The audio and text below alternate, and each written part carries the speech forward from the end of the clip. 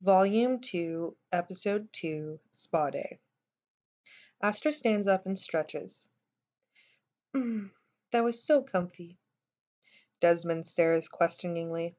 I believe you are forgetting something. With a quick turnabout and a bow, Astra's clothes appear. Happy now? Astra, the Renaissance has been over for quite some time now, so yes I am, since that was far from appropriate.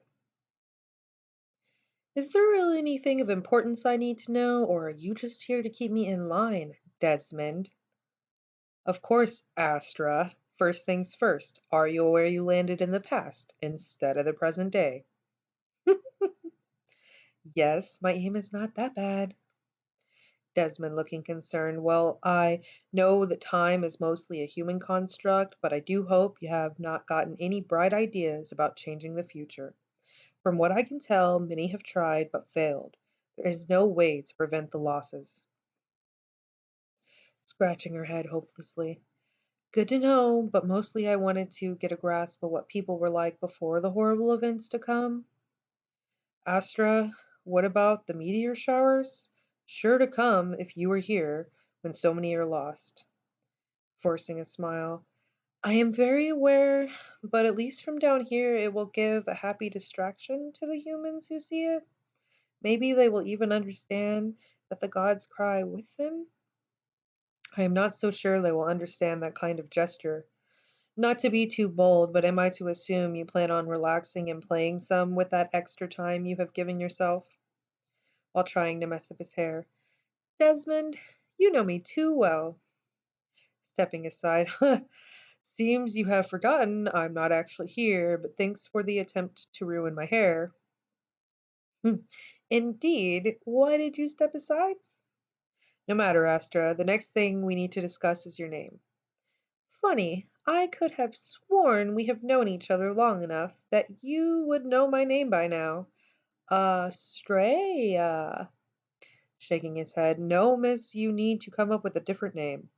Smirking. What about Astra? That will not do. No thing or person must know who you are. I figure it has been long enough no one will recognize you, but a name like that will lead to questions. The Pantheon is considered a myth in modern society, and unless your golden age will consist of making the world crazy, I recommend keeping it that way. Also, some gods enjoy their newfound privacy. All right, I will think of something. So, Astra, where is your first stop? Right here. I did not just land on this island for no reason. Miss, where are we? Opening a door, I would have thought the all-knowing Desmond would have that answer. We are on the island of Huron, or at least I am. They have something called a soul spa here, which I figured is something I could use. I am not so sure that is what you think it is, Astra.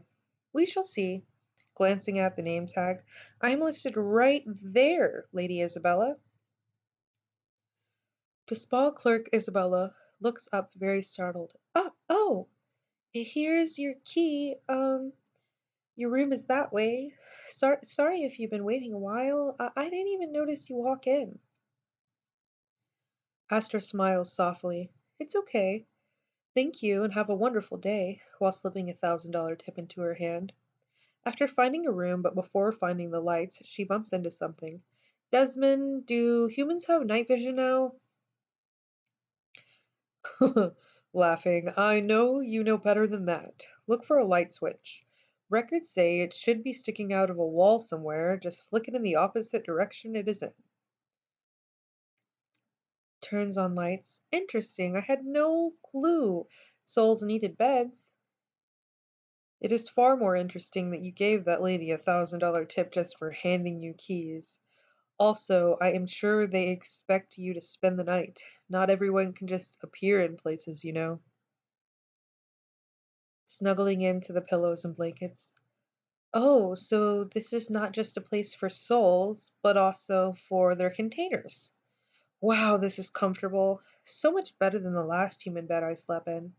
Note to self. Feathers are better than hay and rocks. A knock from the door. Massage services. Astraea opens the door while Desmond questions her actions. What did you do? Shrugging. I ordered the full treatment. Kindly, the masseuse asked, Miss, can you get undressed and lay down on the table, then cover up with a sheet? I will step out while you prepare. Laying down on the table. Delightful. See, Desmond, I do not always have to be confined by clothes here. The masseuse walks back in and goes to touch Astraea. She catches her hand. What are you doing? Why are you touching me? Looking bewildered. That is what a massage is? We rub your body, making all the sore muscles relaxed? Oh, of course. Hours passed, and then the experience was wistfully over. Thank you so much. That was amazing. Do you know where I can get some food around here? There is a room service menu on that table. You can call with your order when you figure out what you would like, and they will bring it straight up to your room as soon as it's ready. Intrigued but perplexed. Room service? Yes, you can call down to the kitchen and they will send up anything on the menu. Okay, thank you. While sitting on the bed staring at the menu, Desmond, are you still here? I had left during your massage. It seemed rather personal, but I am back now. How very gentlemanly of you. Do you have a clue what any of these foods are?